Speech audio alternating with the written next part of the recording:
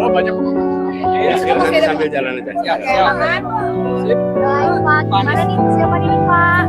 Alhamdulillah, ini 2 jam lagi kita mulai debatnya. Jadi bersiap-siap sekarang untuk berangkat. Alhamdulillah cukup istirahat. Jadi insya Allah debatnya lancar. Semua tema adalah tema yang kita harus berurusan ya. Dan kebetulan di masa lalu saya pernah bertugas. Tetapi juga sekarang selama mulai tema kemaritiman sampai tema pertahanan sampai tema luar negeri. Jadi ini adalah tema yang sangat penting untuk rakyat Indonesia karena tujuan kesejahteraan ya yang paling utama untuk kita raih.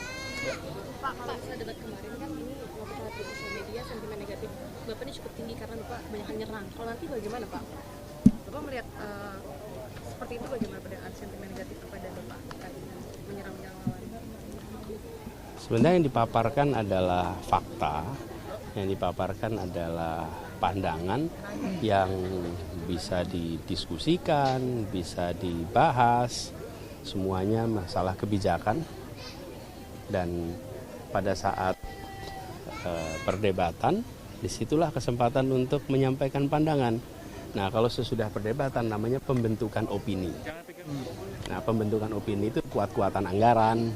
Kalau anggarannya gede, buzzernya banyak, ya bisa tuh membuat opini di sosmed. Tapi yang sesungguhnya terjadi ya yang 2 jam debat itu, kalau sesudahnya itu mesin operasi uang.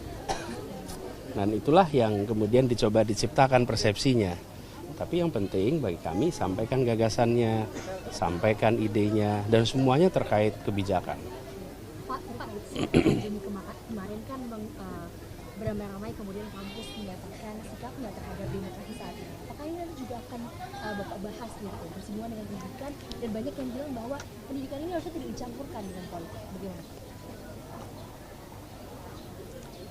Pertama, saya apresiasi bahwa para guru besar Sivitas Akademika menyampaikan pandangan, dan itu adalah tanggung jawab moral dari kampus.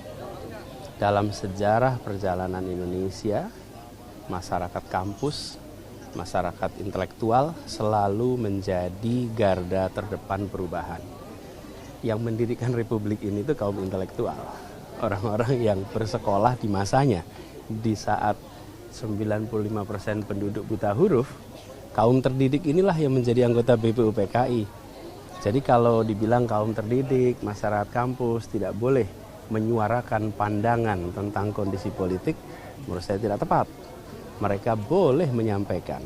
Mereka mungkin tidak terlibat di dalam aktivitas partisan politik, yaitu politik kepartean, politik kepemiluan, mereka tidak terlibat. Tetapi menyampaikan pandangan tentang kondisi negara, mengenai kondisi politik, itu sama seperti mereka menyampaikan pandangan tentang kondisi ekonomi, kondisi sosial, sama. Itu wujud tanggung jawab konstitusional. Justru ketika ada masalah dan kampus diam, ada masalah malah, berarti kebebasan berekspresi terganggu. Tapi ketika mereka mengungkapkan pandangannya, menurut saya itu adalah tanggung jawab, sikap bertanggung jawab dari kampus. Cukup, yuk kita.